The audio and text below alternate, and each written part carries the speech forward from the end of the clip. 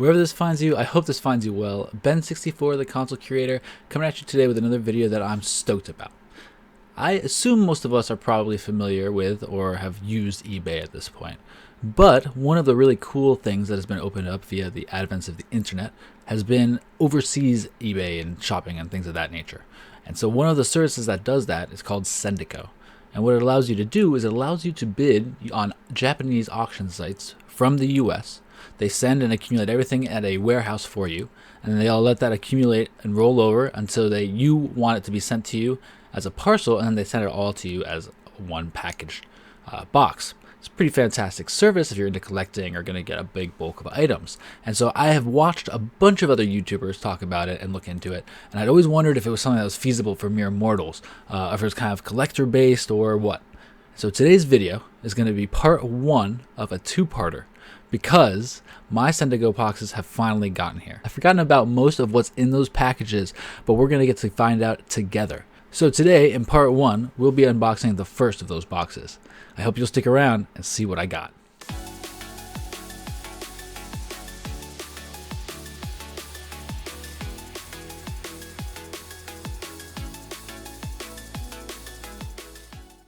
Without further delay, let's get to it. Well, that's better. We're almost there. Let's try this again. Awesome. And what could be more exciting than a big black wrapped box that says fragile all over it that you know came from Japan? Am I right? So let's get into it. Now, I didn't give this much thought in terms of spacing and stuff like that, so I might do some rearranging on the fly. But here we go. Get a little bit of all that good ASMR goodness. And I should probably be a little bit careful because there are some collectibles in here for sure. All those rumors that you've heard about Japan being a land of opportunity for gamers. You know, the streets are filled with cheese. Shout out to anybody who knows that reference. But it really does have some pretty amazing, remarkable deals for certain things. And that's just because their tech is so far ahead of ours. And because Japanese culture has such a different standard, I think, for what they consider to be dirty or broken or not serviceable. So a lot of the time, when you're on these auctions, you can actually find junk items that are fully working and in great condition. And that is pretty darn cool, if I'm honest with you. So here we go. And it makes the hunting really fun. We'll get this out of the way, and we'll get this down there. And then it's time to do some opening. So again, one of the really cool things about this company is they do such an incredible job of packaging everything. And so, you know, I am slightly concerned because it took so long for my stuff to get here, and I feel like a ship is a big opportunity for stuff to go wrong, or a lot of time maybe. But looking at this, right, like this is pretty immaculate. You can see how much time, detail, and attention went into wrapping this box. And I, for one, am grateful. So, the very first thing that's greeting me, one of the things that I've been going down a rabbit hole on is the Famicom. And for those of you who are not familiar, the Famicom is the Japanese version of the NES, if you will. Came out 2 years prior in 1983. They reskinned it for the NES that they released in 1985 in the US. But the amount of peripherals and accessories they came out for the Famicom is simply stunning. Right, it reminds you of like a Game Boy or Game Boy Advance where you saw all these add-ons. We didn't get as many add-ons for the NES. They got so many add-ons for the Famicom that I've started to wonder if it's not like the ultimate system. And last year was the 40-year anniversary of the Famicom, so I'm definitely thinking that some Famicom content is going to be necessary because this is a US-based channel, and I want to show off all these peripherals and see why and how much better the experience that they got was, because it is nuts. So as we get into this, got some packaging here, and I gotta move this over here to the side or something. Oh my goodness.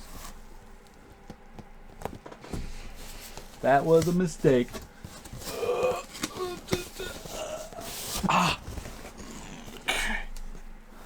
That's a much better place for the package, right here to my side. I'll be doing videos on some of these things, but the first thing that that's popping up here is the family trainer.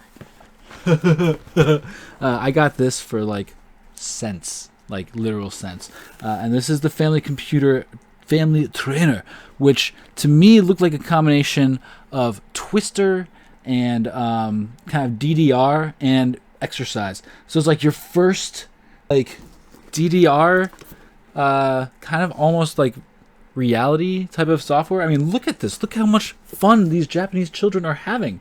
They're frozen in midair in fun. That's how that works. So I'm really excited about this. I definitely think a video is in the works for this thing in the future. Because come on, look at this. It's fabulous. Now, if we take a look inside, let's see what type of...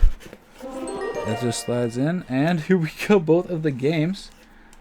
Man, that's in pretty awesome condition. Wow. Look at this. Look at these boxes. They're still crisp. They're still nice. It's awesome. They just do such a good job. And it's got that like Twister mat style. Does this thing inflate or something? Oh, and the package, and oh my goodness, this is absolutely incredible. Yeah, so there will definitely be a video coming on this. Yes, so family trainer, family computer for the Famicom, something we're never seeing in the US Japan release exclusive. And that is a perfect example or indicator of things that you can get from these auction sites. When I bring out the big table, it's because there's a lot we're going to go through. A lot of unboxing. So here we go. What was it? Oh, this one even comes with a note. They said thank you. You're welcome. Thank you. That's so nice of them. This was another Famicom peripheral. This was... Wow, this is seriously still in box? How is that even... How is that possible? Am I just ruining this packet, like the boxing? No? It's... Wow. Yep, that is completely mint condition. That is completely mint condition. As you can see, this thing is literally still in box. Like crisp edges, crisp corners, beautiful colors.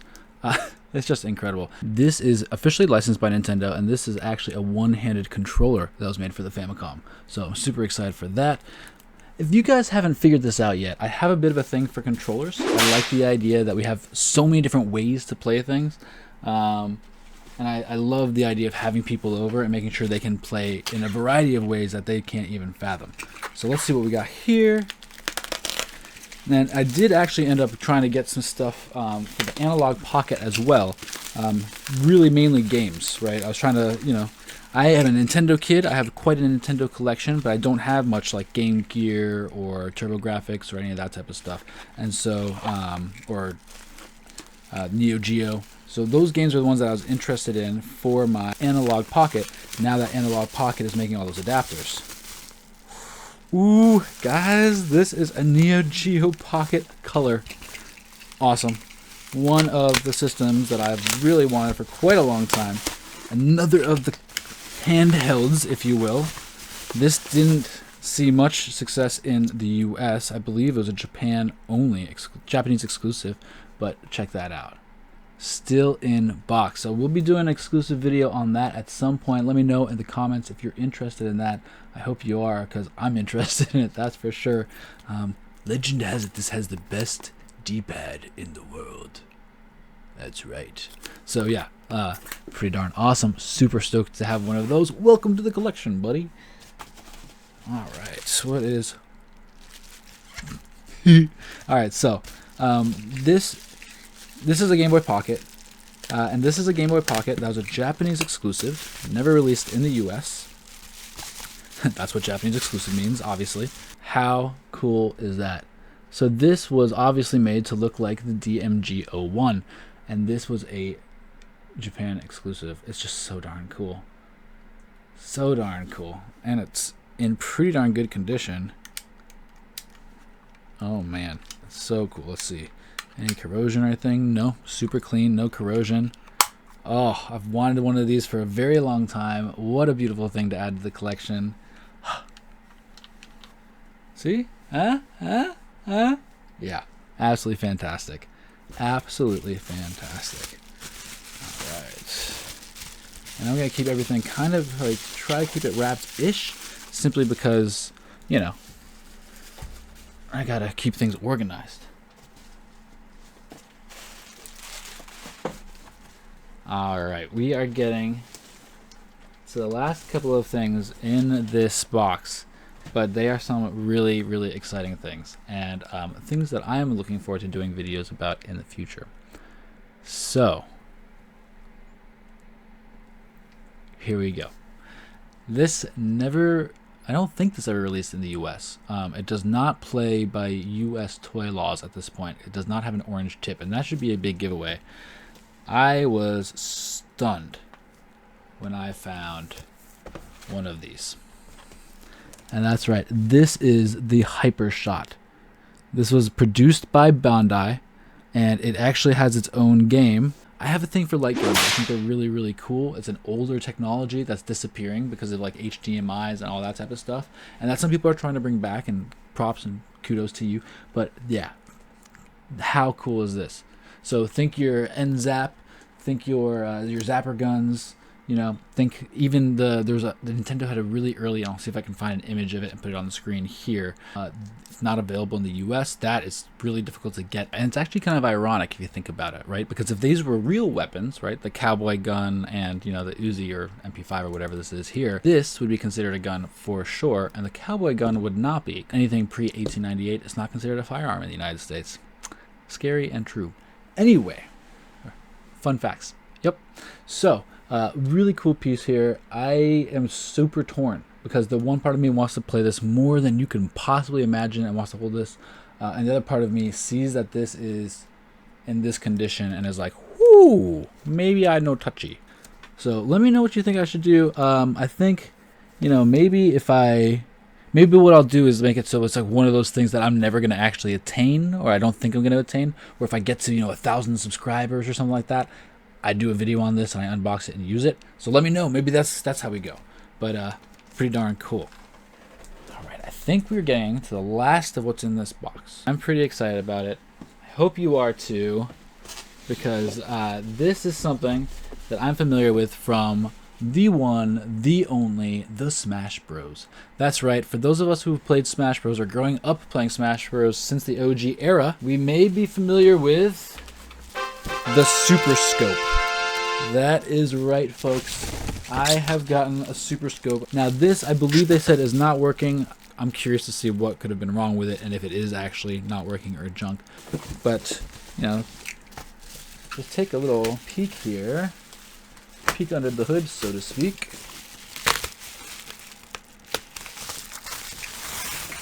Oh, yes. How fantastic is that? So that's just part one of a two-part haul, guys. If you like this video, please, please, please like and subscribe. It makes all the difference in the world. Or comment, you know.